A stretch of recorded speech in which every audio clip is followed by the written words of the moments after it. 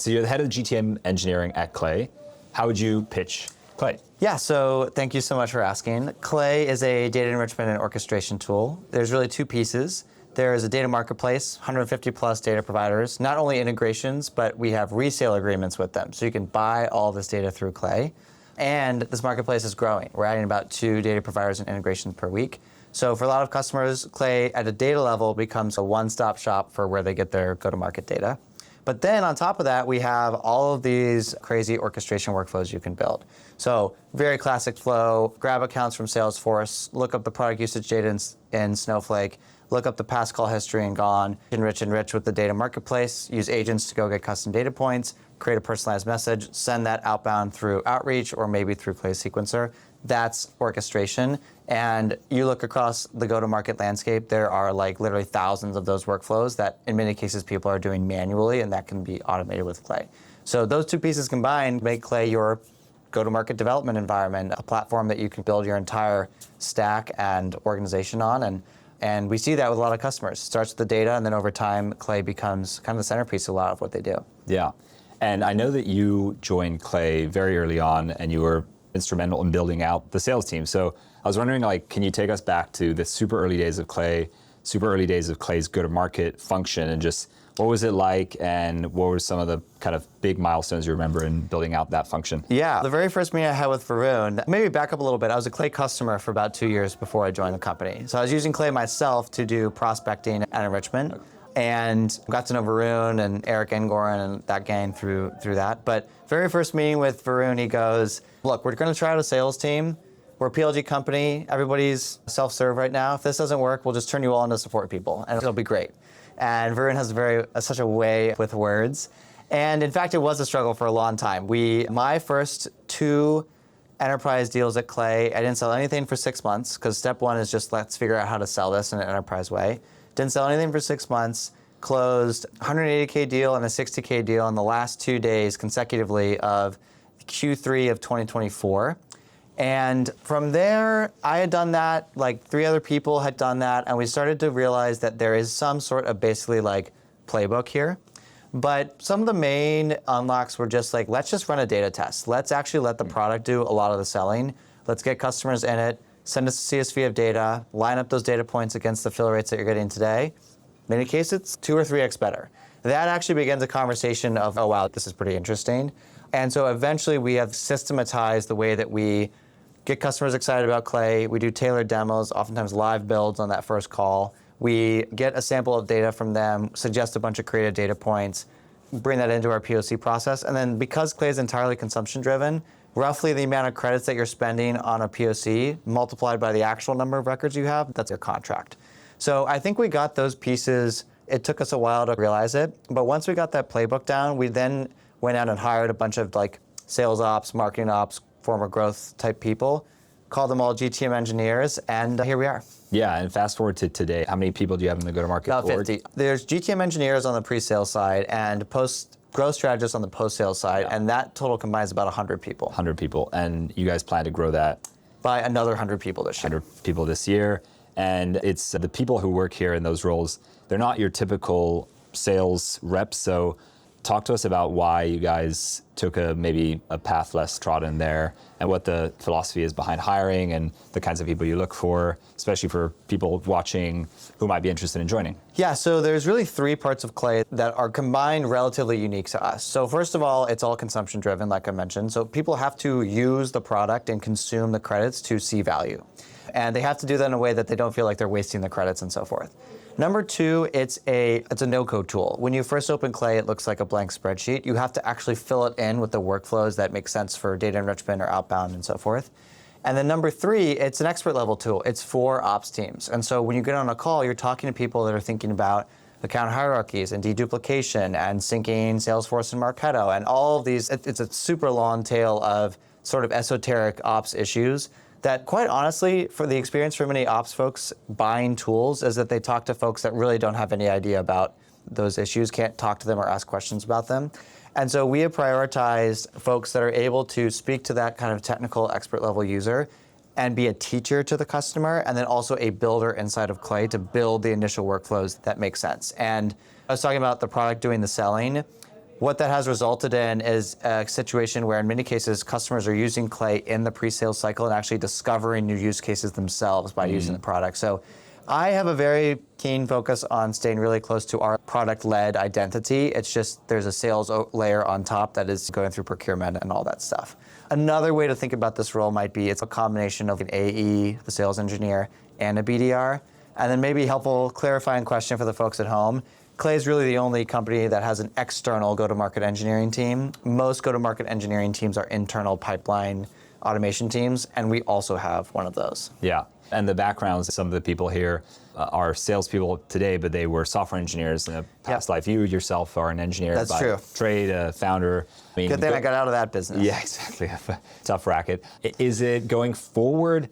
Obviously, anyone from any background, I imagine, can apply, but are there, other than maybe traditional sales reps who will naturally come to the role, would you be open and maybe call out to people from other non-traditional backgrounds? Oh, yeah. Software engineers, obviously, is one that you would never guess to apply to this kind of role. Yeah. Would you see patterns in backgrounds that you guys have seen a lot of success with in these roles? We are observing that as we are working with larger and larger companies, there is a business executive acumen that is really helpful. Yeah. One recent hire that has been extremely successful, this guy was like the chief of staff to some key leadership go-to-market folks at Salesforce, and he's just crushing it. Because he can go into these calls and he has a sales ops background, so he can speak to the ops people, but then he can also speak to the CRO and talk to the CRO about misaligned priorities between sales and marketing, whatever. There is probably a situation where on the upper end of Clay's customer segment, it's probably a little harder as a just classically trained software engineer to go into those conversations. But we also have a lot of internal training of a AAA version of our GTM engineering team where folks can get a lot of reps. And quite honestly, I have also found at the same time that I'm saying that, a lot of executives just crave like detail and aptitude and understanding. And so at a certain level, if you can really know what you're talking about, there's a lot of appreciation from the other side of the table on that. And if you're missing a little bit of polish around how to think about strategic priorities, that's okay. We're training on that and so forth. But you must be able to talk about go-to-market and go-to-market engineering. Yeah, and I guess the other interesting thing is comp, incentives, et cetera. Today you guys announced a pretty landmark second tender offer, which doesn't usually happen in such a short span of time. I don't know of any other example, frankly, in startup history like this. I'm curious, any hot takes as to the tender offer, but also as it relates to incentivizing reps. Are they all cashing out and they don't need to sell anymore? Or how do you think about incentivizing the reps here at Clay? My understanding is many people are holding, and I believe that was the case in the first one too. I think the way Kareem kind of said it to the New York Times is really the thing. It's not for most people going to be like I'm done and I can retire amount of money. That will happen, hopefully, fingers crossed, later. But what is true is a lot of us live in New York City, San Francisco. I've just had, or I'm having a second child. There's lots of like bigger life events that it is helpful to have more of the cash flow than you would typically get in a company.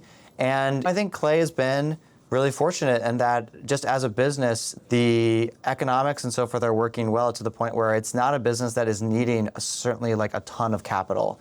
And so there's like leftover demand among investors anytime we do a funding round. And I just give like massive kudos to Kareem and Varun for setting things up so that we are able to do these seemingly like regular tender offers. I'm super thankful. Most companies I am aware of just have never even done one tender, and to do multiple and then have plans for more is pretty special. It also, there's this thing in my brain where it makes me work a little harder because it's almost like you're like obviously not a tradable stock, but you do have these regular time points where you get measured by general investor demand, and if you're hitting your targets, there's going to be demand there, and it makes me like, all right, let's get the next tender higher, and let's take this thing to the moon. So it's a little bit of a selfish perspective on that one, but no, I mean it's really a unique setup to your point, and I think hopefully for folks that are maybe considering situations of highly valued companies, but their stock is not super liquid, it's an appealing thing for them if they would like to join Clay. Yeah, no, it's incredibly powerful. And just switching gears to maybe the company's strategy around product, around segment, which I know you guys have been over time adding the enterprise segment, the focus area. How does the product evolve to serve that segment and positioning, et cetera? A lot of enterprises, as an example, care a lot about cost control and predictability. So we have been adding a lot of things to Clay that, for example, allow you to set up credit budgets, allow you to set up controls around what people can and can't do in the product, allow you to estimate your credits further, and do things like that. Also, super high volume activities. I've been really excited about audiences. You can now load and store 20, 30 million records in Clay, which for those of you that have been Clay fanistas for a long time, 50K is a number that you'll know well. That's a big investment. And then some of the like agentic, I would describe it as infrastructure capabilities. A lot of these enterprises are building their own AI platforms, they're building their own bots and agents, but those agents and platforms need third-party enriched data in many cases to perform their work. And that's a really exciting surface area for us to be able to provide pieces of the general agentic stack that a lot of these other companies are doing. And of course at Clay, we have a mini agent builder experience in the product too, as many of us in the space do. But it's more Clay as an MCP server, as a piece of go-to-market infrastructure that I think is really exciting. And you take those three pieces together, you can, as an enterprise, look at Clay and kind of make a platform investment where the Clay of 2 years ago, you would say, all right, it's like a list building tool, and that's all it is. Yeah, and I think it's super powerful giving people who are building apps with Claude or ChatGPT eventually access to everything that Clay has as a tool via Technically, we were live as an app in ChatGPT too. Yes, exactly. And Anthropic? ChatGPT and Claude. For me, I think one of the primary rep tools of the future is the chat interface. Yeah. And today what you can do with this is you can search companies and people and so forth, but really the dream would be to allow ops teams to configure specific workflows that their reps can use, and then allow those reps to talk to those workflows via ChatGPT. And as an example, if you just talk directly to a CRM today, you might get a bunch of dupe records back. An ops team can build a deduping workflow in Clay, ICP workflow in Clay that gives the reps the correct records and enriched data back. And that's really, I think, exciting because to that point on controls, a lot of enterprises are saying this MCP thing is just the Wild West, and we're saying here's actually a very buttoned up version of this that you can make available to your sales reps. Yeah, Clay has done a really good job. I think this is, again, probably a Kareem shout out of we've been positioned to be providing value all along the kind of like AI adoption journey. Very enterprise phrasing there. And I think we are in 2026 right there as well with some of the sort of background data and software that these agents could really benefit from. Yeah, and I guess not to force you to analogize, but for these enterprise buyers that are coming from a more traditional stack and maybe trying to make the transition to the future with the buzzwords floating around AI that are, maybe it's the CRO coupled with an executive vice president of RevOps. Maybe they've heard of Clay, but they think Clay is a CRM, which is often what people who don't know anything about Clay, they're like, oh yeah, it's a CRM. And I have to say, not really, it's something else. What can you say to them in terms of just an analogy? It's like, how does it fit into the whole stack and the mental model you would use? It's a layer that sits on top of your CRM that can connect all of your first and third party data into your central go-to-market processes. Yeah. And we can connect all that data, but in reality, you can also buy a lot of that data directly through Clay. So it's like the situation today for a lot of these companies is they have 4, 5, 6 data providers all directly connected to their CRM, different providers in different regions, multiple contracts, lots of overhead, and often still, in many cases, very poor data quality. And many people understand, to your point on AI, really hard to build agentic workflows and automations without exceptional data quality. So Clay addresses that problem, and then it also addresses this tool stack sprawl that a lot of these large organizations with RevOps teams encounter. And so you're looking at a situation where, first of all, it's an investment in immediate data quality improvements, which the changing nothing on your existing process generally leads to more pipeline, et cetera. Second of all, it's a kind of a call option to simplify your stack. And then third of all, because it's a very flexible no-code environment, it also means that you can look to Clay to build things that are not even on your radar yet, and you can look to a future where you don't just necessarily need to buy a bunch of point solutions for different things. And so I think maybe the stack of the future is actually a little bit simpler, or maybe a lot simpler than what we have today. It's like CRM, Clay, call, recording, sales engagement type stuff, and sequencer, and chat interface. So you start to get to a world that looks a lot less messy and is a lot more operationally efficient than what a lot of folks are dealing with today. And then the hot kind of topic, or the also cliche, frankly, in my opinion, but I'll ask it nonetheless, is the future of reps, human reps.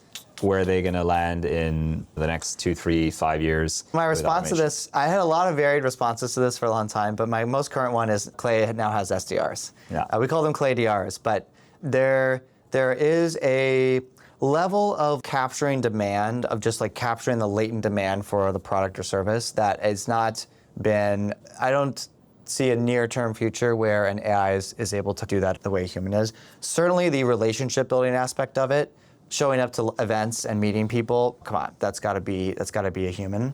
And so the trick though is where things went in the last few years is folks just created a spreadsheet of how many AEs, what revenue target do I need to hit? Therefore, what pipeline target do I have? Therefore, how many AEs do I need to have? Therefore, how many SDRs do I need to have? And they just hit send on that. That is the part that has changed. There's a scaling factor now that a much smaller number of people in these different roles can achieve the same or greater outcomes as a fully built out sales force of yesterday. And to the thing that Clay is doing with our customer facing teams is a lot of times those sellers are a lot more creative, specialized, et cetera, and they're surrounded by a layer of automation that helps them. I think certainly the type of SDR or rep that is, I call them like actions per minute reps, where it's like, how many leads did you contact? Yeah. How many Dials. literally clicks did you do? It's like that seems like that is going away. Yeah, and actually that's a great point. So at Clay, as much as you can share, what does and it's probably not top of mind, so you won't remember the details, but what is the model, that financial model for the Clay DR, the SDR here? Like what are and if it's not expressed in actions per minute, et cetera, but when you model out the productivity of a sales rep, or excuse me, an SDR at Clay, how do you guys think of it? And is there a role, what is their job? To generate pipeline for the GTMEs, or is it something else? To diversify our pipeline sources. I think it's fair to say that I started the sales team at Clay, but I had a massive advantage in that we had a lot of inbound for a long time, and still do. But now our team has grown to the point where that we do need different sources of pipeline. And so one of those sources is GTM engineers themselves generating pipeline, which we've been doing for a while and works reasonably well. But a new source are these Clay DRs, which can be doing things when, for example, a GTM engineer is on a call. And so it's still early days. I think our actual head of this team, Rob, and our actual head of sales, Becca, would give you maybe a more traditional answer here.